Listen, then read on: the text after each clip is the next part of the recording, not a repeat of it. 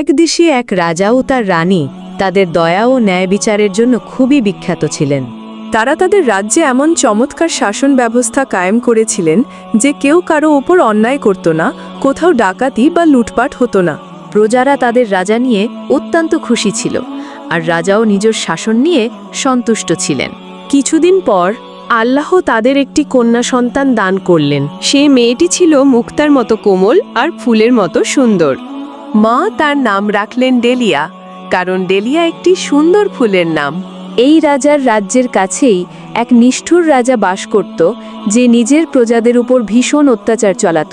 যখনই সে কারো কাছে কোনো দামি জিনিস দেখত, জোর করে তা ছিনিয়ে নিত। সামান্য কারণে মানুষকে হত্যা করিয়ে দিত, আর কেউ যদি তার সামনে হাসত তবে তাকে চাবুক মারিয়ে কারাগারে বন্দি করত। যখন সে খবর পেল যে তার রাজ্যের কাছেই আরেকজন রাজা শাসন করছে, তখন সে সেই রাজ্য দখল করার জন্য তার সৈন্যবাহিনী প্রস্তুত করার আদেশ দিল। দয়ালু রাধা যখন শত্রুর এই অপবিত্র ইচ্ছার কথা জানলেন, তখন তিনিও যুদ্ধের প্রস্তুতি শুরু করলেন। কিন্তু রানী তাকে বুঝিয়ে বললেন, যুদ্ধ করে কী লাভ? শত্রু ভীষণ শক্তিশালী। বুদ্ধিমানের কাজ হবে আমরা আমাদের ধনসম্পদ নিয়ে অন্য কোনো দেশে চলে যাই। রাজা জবাব দিলেন, এ কেমন বুদ্ধিমানের কাজ? আমি কি আমার প্রজাদের এক জালিমের হাতে ফেলে পালিয়ে যাব আর দুনিয়াতে কাপুরুষ বলে পরিচিত হব? পালিয়ে যাওয়ার চেয়ে ভালো হবে আমি যুদ্ধক্ষেত্রে লড়াই করে প্রাণ দিই। কিছুদিন পর নিষ্ঠুর রাজা তার বিশাল সেনাবাহিনী নিয়ে দয়ালু রাজার দেশে আক্রমণ করল। দুই পক্ষের মধ্যে প্রচণ্ড যুদ্ধ শুরু হলো। অবশেষে দয়ালু রাজা যুদ্ধক্ষেত্রে শাহাদাত বরণ করলেন। যখন রানী স্বামীর শাহাদাতের খবর পেলেন, তখন তিনি তার ছোট্ট রাজকন্যাকে নিয়ে প্রাসাদের বাগানে চলে গেলেন এবং মালি ঘরে লুকিয়ে পড়লেন। এদিকে শত্রুর সৈন্যরা শহরে প্রবেশ করে সঙ্গে সঙ্গে লুটপাট শুরু করল এবং নিরপরাধ মানুষদের নির্মমভাবে হত্যা করল। নিজে নিষ্ঠুর রাজাও রানীর খোঁজে বের হল। শেষমেশ যখন সে বাগানে এসে মালির ঘর থেকে রানীকে ধরে ফেলল, তখন ক্রোধে গর্জে উঠে সে সৈন্যদের আদেশ দিল, রানীকে এবং ছোট্ট রাজকন্যা দিয়ে হত্যা করো। কিন্তু রাজকন্যাকে দেখে মন্ত্রীদের মন গলে গেল। তারা রাজার কাছে অনুরোধ করে মা মেয়ের প্রাণ ভিক্ষা করল। অবশেষে নিষ্ঠুর রাজা তাদের হত্যা না করে নিজের রাজ্যে নিয়ে গেল এবং দুর্গে বন্দি করে রাখল। দুর্গে রানীকে একটি ছোট্ট কুঠুরি দেওয়া হলো। খাওয়ার জন্য তাকে দেওয়া হতো শুধু শুকনো রুটি, আর রাজকন্যা ডেলিয়া, যে একসময় সোনার দোলনায় দুলত, এখন মাটির বিছানায় মায়ের বুকে মাথা রেখে ঘুমাতো। একদিন রানী শুকনো রুটি খাচ্ছিলেন। হঠাৎ কোথা থেকে একটি সাদা রঙের ইঁদুর এসে গেল। রানী রুটির একটি টুকরো তার সামনে ফেলে দিলেন। ইঁদুরটি খুব খুশি হলো এবং ছোট্ট ডেলিয়ার সামনে দাঁড়িয়ে নাচতে লাগলো। ডেলিয়া ইঁদুরের কাণ্ড দেখে হেসে উঠল আর আনন্দ পেল। একদিন যখন রানী পানির পাত্র নিতে থালা থেকে কাপড় সরালেন, তখন থালায় নানা রকমের সুস্বাদু খাবার দেখে অবাক হয়ে গেলেন। তিনি অনেক ভেবেও বুঝতে পারলেন না খাবারগুলো এলো কোথা থেকে। অবশেষে তিনি আল্লাহর শকর আদায় করলেন এবং সেদিন পেট ভরে খেলেন। খাওয়া শেষে ইঁদুরটিও চলে গেল। কিন্তু রাতে যখন আবার খাবার এলো, তখনও সেই সাদা ইঁদুর কোথা থেকে এসে ছোট্ট রাজকন্যার সামনে দাঁড়িয়ে নাচল। রানী থালা থেকে কাপড় সরিয়ে দেখলেন সেই সময়ও বিভিন্ন রকমের খাবার সাজানো আছে। তিনি ভীষণ খুশি হলেন এবং পেট ভরে খেলেন, সঙ্গে ইঁদুরকেও সুস্বাদু খাবার খেতে দিলেন। এভাবে অনেক দিন চলতে থাকলো। ডেলিয়ার মা সারাদিন চিন্তায় বসে আছেন কিভাবে বন্দিদশা থেকে মুক্ত হবেন। তিনি ডেলিয়ার দিকে তাকিয়ে আকাশের দিকে হাত তুলে দোয়া করছেন, হে আমার আল্লাহ, এই নিষ্পাপ ছোট্ট মেয়েটি একেবারে নির্দোষ, তার ওপর রহম করো এবং তার মুক্তির জন্য কোনো ব্যবস্থা করে দাও। একদিন ডেলিয়ার মা চুপচাপ বসে আছেন। হঠাৎ কোথা থেকে সেই সাদা ইঁদুরই রেশমের একটি গুচ্ছ নিয়ে এলো। ডেলিয়ার মা রেশম নিয়ে সুতো বানাচ্ছেন। ডেলিয়ার মা ইঁদুরির দিকে তাকিয়ে হেসে বলছেন, আমার ভালো ইঁদুরি, যদি তুমি 2-4 দিন ধরে রেশম এনে দিতে থাকো, তবে আমি একটি ডরি বানাতে পারবো। যখন ডরি তৈরি হবে, তখন আমি সেটি আমার ডেলিয়ার কোমরে বেঁধে জানালা দিয়ে নিচে নামিয়ে দেব।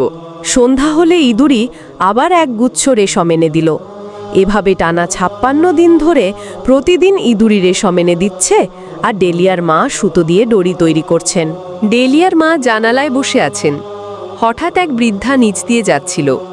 ডেলিয়ার মা জানালা থেকে ডাক দিচ্ছেন, বুড়িমা, যদি তুমি আমার মেয়েটিকে এখান থেকে নিজের ঘরে নিয়ে যাও।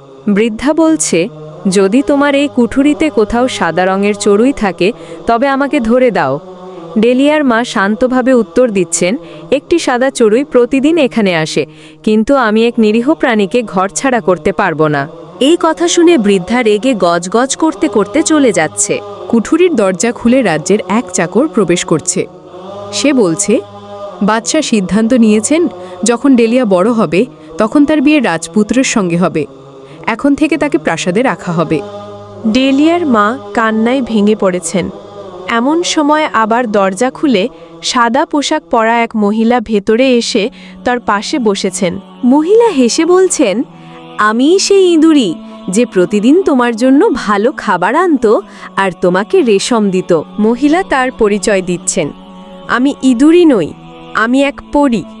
ইঁদুরির রূপ ধারণ করেছিলাম যাতে কেউ আমাকে চিনতে না পারে। পরী বলছে, ডেলিয়ার কোমরে সেই রেশমের দড়ি বেঁধে তাকে জানালা দিয়ে নিচে নামিয়ে দাও, আমি তাকে আমার ঘরে নিয়ে যাব। ডেলিয়ার মা রেশমের দড়ি ডেলিয়ার কোমরে বেঁধে আস্তে আস্তে নিচে নামাচ্ছেন। পরী চড়ুই পাখির রূপ নিয়ে উড়ে যাচ্ছে। কিছুক্ষণ পর পরী ফিরে এসে বলছে, না জানি আল্লাহর কি ইচ্ছা ছিল, আমার পৌঁছানোর আগেই কেউ ডেলিয়াকে তুলে নিয়ে গেছে। ডেলিয়ার মা দুঃখে কাঁদছেন। সকালে বাদশাহর দাসীরা ডেলিয়াকে নিতে এলো। ডেলিয়ার মা কান্না ভেজা গলায় বলছেন, আমার মেয়েটি তো গতকাল থেকেই নিখোঁজ। বাদশাহের দরবারের সৈন্যরা ডেলিয়ার মাকে গলায় লোহার বেড়ি দিয়ে হাজির করছে। বাদশাহ কঠিন গলায় জিজ্ঞেস করছে, বল, ডেলিয়া কোথায় গেছে? বাদশা রেগে দাঁত কিরমির করছে, হুমকি দিচ্ছে, যদি সত্য না বলো তবে আমি নিজ হাতে তোমাকে শাস্তি দেব, আমি তোমাকে ফাঁসি দেব। ডেলিয়ার মা কান্না ভেজা গলায় বলছেন, আমাকে ফাঁসি দাও, তাতে ক্ষতি নেই, কিন্তু আমি জানি না আমার ডেলিয়াকে কে নিয়ে গেছে। বাদশাহ সিংহাসন থেকে নেমে এসে জোর করে টেনে ডেলিয়ার মাকে নিয়ে যাচ্ছে। সে এক বিশাল উঁচু গাছের মাথায় উঠছে। চাকররা পাশে আছে। দরিয়ানার আদেশ দিতেই যাচ্ছিল, এমন সময় সেই সাদা পরী যে ইঁদুরের রূপ ধরেছিল, যেই রাজা দড়ি ধরার জন্য নিচু হলেন, পিছন থেকে পরী তাকে জোরে ধাক্কা দিল। রাজা মাথা নিচে করে পড়ে গেলেন। পরী বেগমকে তার উড়ন্ত খাটিয়ায় বসিয়ে নিজের বাড়িতে নিয়ে এলো। সে শপথ করল, যতক্ষণ না আমি ডালিয়াকে ফিরিয়ে আনি, ঘরের আরাম আমার জন্য হারাম হবে। অন্যদিকে যেই ডালিয়ার মা তাকে দড়ি দিয়ে বেঁধে জানালা থেকে নিচে নামালো, ঘটনাক্রমে সেখানে আরেকটি পরীও উপস্থিত ছিল, কিন্তু এটি সাদা পরী নয়, বরং কালো পরী ছিল। সে দ্রুত ডালিয়ার কোমর থেকে দড়ি খুলল, তাকে নিজের কোলে নিল এবং সাদা পরীর আসার আগেই জঙ্গলের দিকে চলে গেল। যেমন সাদা পরীর মানুষের প্রতি ভালোবাসা ছিল, তেমনি কালো পরীর মানব সন্তানদের প্রতি তীব্র ঘৃণা ছিল। তার ঘর ছিল কোনো এক পাহাড়ের গুহায়। সে নিষ্পাপ ডালিয়াকে মাটিতে শুইয়ে দিল এবং নিজে মাকড়সা হয়ে দরজার সামনে 3 রঙের জাল বুনল। যখন পরী লোহার জুতোর 3টে জোড়া দেখল, তখন তার মন খারাপ হলো। সে তৎক্ষণাৎ বুঝে গেল যে নিশ্চয়ই এখানে কোনো মানুষ বন্দী আছে। সে এই চিন্তায় ছিল যে কি করবে আর কি করবে না। এমন সময় একটি বাদামি পাখি উড়ে এলো। যেই সাদা পরী পাখিটিকে দেখল, সে তৎক্ষণাৎ একটি ফুল হয়ে গেল।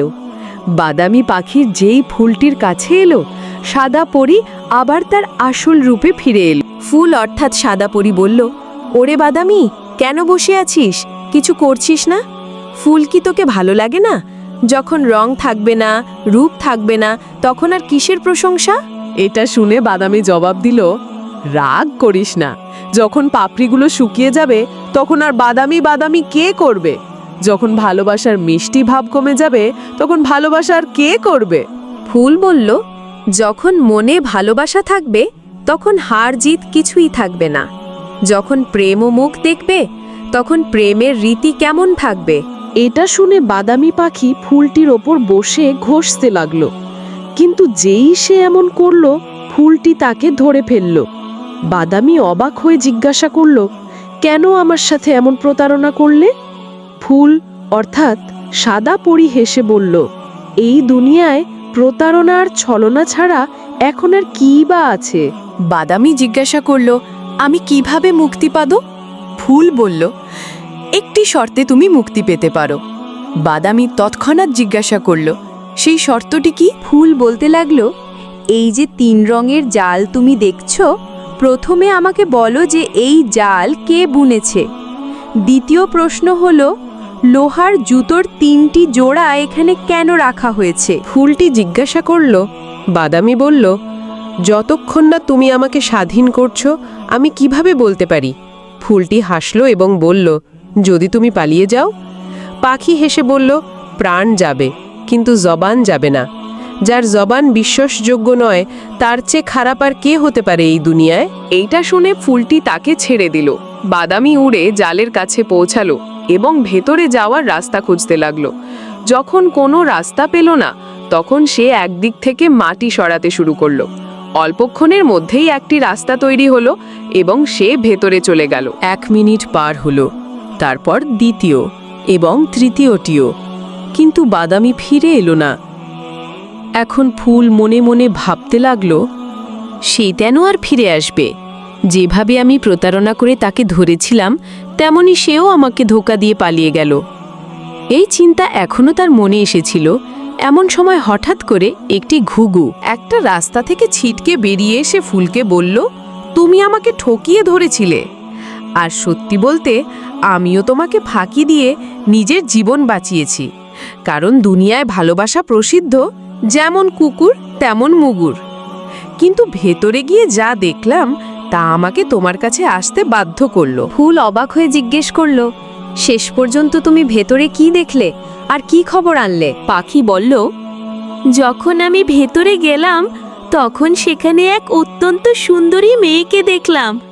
এই মেয়েটি মুক্তোর মতো কোমল আর ফুলের মতো হাসে। তাকে এক পরী আটকে রেখেছে, যে মানব জাতিকে ভীষণ ঘৃণা করে। সেই মেয়েটিকে কোনো জায়গা থেকে অপহরণ করে এনেছে এবং তাকে নিজের বন্দি ধসায় রেখেছে। ফুল আরও জিজ্ঞাসা করলো, কিন্তু এই 3 রঙের জাল কেন টাঙানো আছে, আর এখানে লোহার জুতোর 3 জোড়া কেন রাখা আছে? পাখি দীর্ঘশ্বাস ফেলে বলল, এই যে তুমি 3 রঙের জাল দেখছো, বাস্তবে এটা 15 বছরের সফর। যদি কেউ এই মেয়েটিকে কারাগার থেকে মুক্ত করার জন্য ভেতরে যেতে চায়, তাহলে তাকে একটি দীর্ঘ এবং কঠিন পথ পাড়ি দিতে হবে। এই কারণেই এখানে লোহার জুতোর 3 জোড়া রাখা আছে। যে এই পথে চলবে তার এই জুতোর ভীষণ প্রয়োজন পড়বে, কারণ সাধারণ জুতো এই দীর্ঘ সফরে ক্ষয় হয়ে যাবে।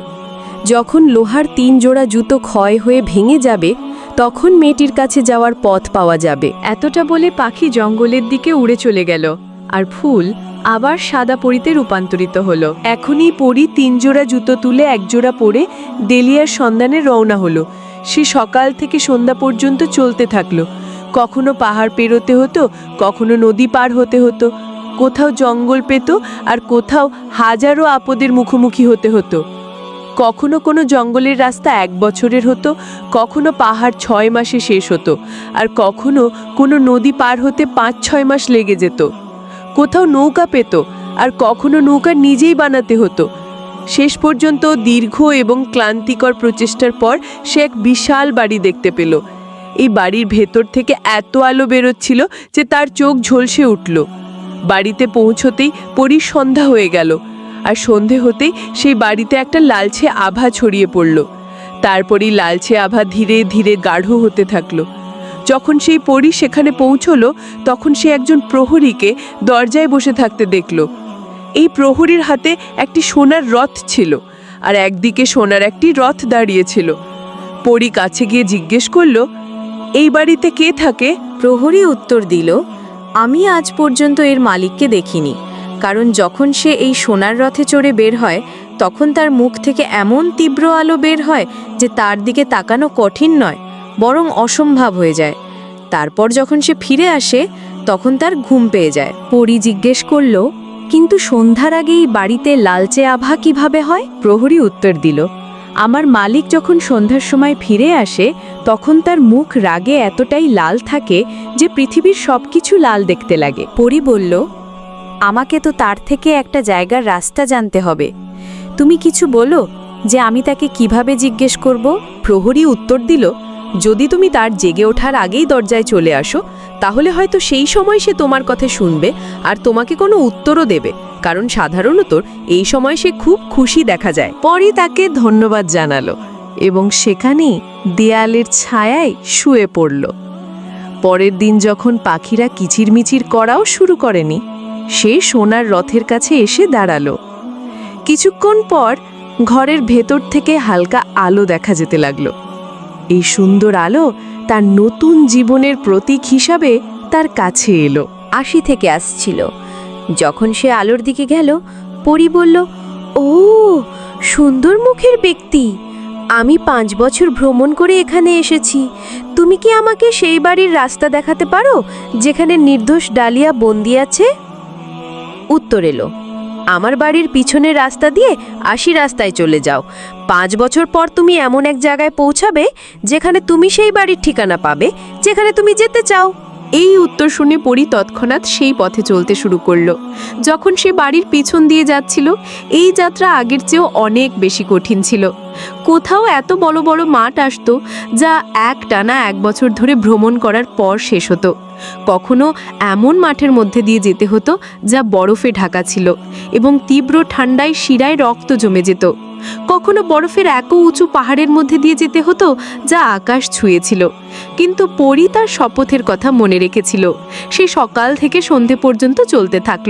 এইভাবে একদিন চলতে চলতে লোহার জুতোর দ্বিতীয় জুড়িও ভেঙে গেল এবং সামনে তার একটি খুব সুন্দর বাড়ি চোখে পড়ল। রাতের বেলা এই বাড়িতে একটি আলোর আভা ছড়িয়ে থাকত, কিন্তু সকাল হলেই বিষণ্ণতা ছেয়ে যেত। যখন পরি বাড়ির দরজায় পৌঁছালো, তখন সে একজন প্রহরীকে পেল। পরি তাকে জিজ্ঞাসা করল, এই বাড়ির মালিক কে এবং আমি কখন তার সাথে দেখা করতে পারি? প্রহরী উত্তর দিল, এই বাড়ির মালিক দিনের বেলা ঘুমায় এবং রাতে হাঁটতে বের হয়। পরি বলল, আমি তার কাছ থেকে একটি জায়গার ঠিকানা জানতে এসেছি। তুমি কি আমাকে বলতে পারো আমি কিভাবে তার সাথে দেখা করব? প্রহরী বলল, সন্ধ্যা হলেই তুমি দরজায় চলে এসো। যখন সে রূপোর রথে চড়ে হাঁটতে বের হবে, তখন হয়তো তোমার কথাও শুনবে। পরি প্রহরীকে ধন্যবাদ জানালো এবং সেখানেই একটি দেয়ালের সাথে হেলান দিয়ে বসল। যখন সন্ধে ঘনিয়ে এলো, তখন ঠান্ডা বাতাস বইতে লাগলো এবং আবহাওয়া অত্যন্ত মনোরম ও আনন্দদায়ক হয়ে উঠল। এরপর সেই বাড়ির ভেতর থেকে ঠান্ডা ঠান্ডা আলো বেরিয়ে আসতে লাগলো। পরি উঠে দরজায় এসে দাঁড়ালো। কিছুক্ষণ পর সে দেখল যে সুন্দর সুন্দর আলো তার পাশ দিয়ে চলে যাচ্ছে। পরি এগিয়ে গিয়ে বলল, ও চাঁদের মুখের ব্যক্তি, আমি 5 বছরের দীর্ঘ যাত্রার পর এখানে এসেছি, কারণ আমাকে বলা হয়েছিল যে তুমি আমাকে সেই বাড়ির রাস্তা দেখাতে পারবে যেখানে একটি দুর্ভাগা মহিলার নির্দোষ মেয়ে, যার নাম ডালিয়া, বন্দি আছে। উত্তর এলো, তোমার সাহসিকতার জন্য সাধুবাদ। আজ তুমি বিশ্রাম নাও। যখন আমি ফিরে আসব, তখন তুমি সেই বাড়ির কাছাকাছি একটি রাস্তা দেখতে পাবে। এই রাস্তা 5 বছরে শেষ হবে। এই রাস্তায় কোথাও তুমি বিপজ্জনক জঙ্গল এবং আগুনের মতো গরম মাঠ পাবে, এবং কখনো তুমি খুব সুন্দর বাগান এবং আনন্দদায়ক বাগিচা দিয়ে যাবে। যদি তুমি সাহস না হারাও, তাহলে একদিন সেই জায়গায় পৌঁছে যাবে যার সন্ধান তুমি করছো। এই কথা শুনে সেই দয়ালু পরি আবার দেয়ালের সাথে হেলান দিয়ে বসল। 100 দিন কেটে গেল। যখন সেই বাড়িতে বিষাদের ছায়া নেমে এলো, তখন সে আল্লাহর নাম নিয়ে চোখ খুলে দূরে দেখতে লাগলো। বাড়ির পাশেই তাকে একটা রাস্তা দেখা গেল। সে লোহার তৃতীয় জুতোটা পরে তার গন্তব্যের সন্ধানে চলতে শুরু করলো। যেমনটা রূপালী মুখের লোকটি বলেছিল, রাস্তাটা তেমনই ছিল। কোথাও ছিল ভয়ঙ্কর জঙ্গল যেখানে ক্ষুধার্ত সিংহরা থাকত এবং বড় বড় সাপ পথ আটকে দাঁড়িয়ে থাকত। কিন্তু সে সাহস আর মনোবল নিয়ে কোনো না কোনোভাবে তাদের কাছ থেকে নিস্তার পেয়ে এগিয়ে যেত। কোথাও এত সুন্দর বাগান আসত যে তার মন চাইতো কয়েকদিন সেখানে বিশ্রাম নিতে, কিন্তু সে এই লোভকেও জয় করে পথ অতিক্রম করে চলত। অবশেষে 80 দিন এইভাবে চলতে চলতে একদিন লোহার জুতোর জোড়াটাও ভেঙে গেল এবং সে কিছুটা দূরে একটা বাড়ি দেখতে পেল। যখন সে সেই বাড়িতে পৌঁছালো, তখন সে দেখল যে একটি যুবতী মেয়ে যে মুক্তার মতো নাজুক এবং ফুলের মতো সুন্দর একপাশে চুপচাপ বসে আছে। আশেপাশে সুন্দর পোশাক এবং দামি গয়না রাখা ছিল। কাছেই একজন যুবক দাঁড়িয়েছিল যার হাতে 7টি আঙ্গুল ছিল। তার মাথা ছিল অত্যন্ত ছোট, তার কান হাতির কানের মতো ছিল এবং নাকের বদলে 2 বিঘত লম্বা সুর ছিল। তার কণ্ঠস্বর গাধার কণ্ঠস্বরের মতো ছিল এবং সে হাতে চাবুক নিয়ে সেই মেয়েটির পাশে দাঁড়িয়েছিল। পরী সেই যুবককে তৎক্ষণাৎ চিনতে পারল। এ ছিল সেই অত্যাচারী রাজার ছেলে যে ডেলির সাথে বিয়ে করতে চাইতো। কিন্তু যেহেতু এখন ডেলি মাশাআল্লাহ যুবতী হয়ে গেছে, সে তাকে চিনতে পারল না। পরী তার কাছে গিয়ে বলল, ওগো মেয়ে, তুমি কে? আর এই কুৎসিত লোকটি তোমাকে কি বলছে? মেয়েটি উত্তর দিল, আমি একজন অভাগী মেয়ে। আমি জানি না আমার মা বাবা কে, জীবিত আছেন না মারা গেছেন। এই অত্যাচারী আমাকে বিয়ে করতে চায় এবং সে দীর্ঘদিন ধরে আমাকে এই বাড়িতে বন্দি করে রেখেছে। কিন্তু আমি মরে যাব, তবুও তার সাথে কখনো বিয়ে করব না। পরী জিজ্ঞেস করল, তুমি এর আগে কোথায় থাকতে? মেয়েটি বলল, এক কালো কুৎসিত মহিলা আমার লালন পালন করেছিল, কিন্তু সে আমার সাথে যে আচরণ করত তার চেয়ে তো মৃত্যুই ভালো ছিল। কিন্তু আফসোস, আমার মৃত্যুও আসেনি। সে আমাকে এমন এক বাড়িতে বন্দি করে রেখেছিল যার 3টি লোহার দরজা ছিল, কিন্তু প্রতি 5 বছর পর এই দরজাগুলো আপনা আপনি একে একে করে খুলে যেত। যখন আমি বাইরে বেরিয়ে এলাম, তখন এই অভিশপ্ত লোকটি আমাকে এখানে ধরে নিয়ে এলো। এখন আল্লাহই আমাকে তার হাত থেকে বাঁচান। এটা শুনে পরী তাকে জড়িয়ে ধরল এবং বলল, আমার প্রিয় ডেলি, চিন্তা করো না। এই নীচ লোকটার সাহস নেই যে সে তোমার দিকে চোখ তুলে তাকায়। তুমি একজন বাদশার মেয়ে এবং তোমার মা এখনো জীবিত। সে 15 বছর ধরে আমার বাড়িতে থাকছে। আমি তাকে প্রতিশ্রুতি দিয়েছিলাম যে আমি তোমাকে খুঁজে বের করে আনব, এবং আল্লাহর শুকরিয়া যে আজ 15 বছরের দীর্ঘ অনুসন্ধানের পর আমি তোমাকে খুঁজে পেয়েছি। ওঠো, আমার সাথে চলো, তোমার মা তোমার জন্য অপেক্ষা করছে। যখন রাজকুমারী এবং পরী সেখান থেকে যেতে লাগলো, তখন কুৎসিত লোকটি তাদের পথ আটকে দিল এবং চাবুক তুলে বলল, যদি তোমরা এই বাড়ি থেকে এক পাও বাইরে রাখো, তাহলে মেরে মেরে তোমাদের চামড়া তুলে নেব। এটা শুনে পরী রাগে তার দিকে তাকালো, তার মুখে থুতু দিল এবং বলল, শোকর হয়ে যা। সঙ্গে সঙ্গেই সে শূকর হয়ে গেল এবং পরী ডেলিয়াকে তার মায়ের কাছে নিয়ে এলো। মা মেয়েকে দেখেই তাকে জড়িয়ে ধরল। অবশেষে কিছুদিনের পর পরীর প্রচেষ্টায় একটি সুন্দর রাজকুমারের সাথে ডেলিয়ার বিয়ে হয়ে গেল এবং সে আরাম ও শান্তির সাথে তার জীবন অতিবাহিত করতে লাগলো। মা মেয়েকে দেখেই তাকে জড়িয়ে ধরল। অবশেষে কিছুদিনের পর পরীর প্রচেষ্টায় একটি সুন্দর রাজকুমারের সাথে ডেলিয়ার বিয়ে হয়ে গেল এবং সে আরাম ও শান্তির সাথে তার জীবন অতিবাহিত করতে লাগলো। প্রিয় বন্ধুরা, যদি গল্পটি ভালো লেগে থাকে তাহলে লাইক করুন, চ্যানেলটি সাবস্ক্রাইব করুন এবং আরও এমন গল্প শুনতে ও দেখতে আমাদের চ্যানেলটি দেখতে থাকুন। ধন্যবাদ।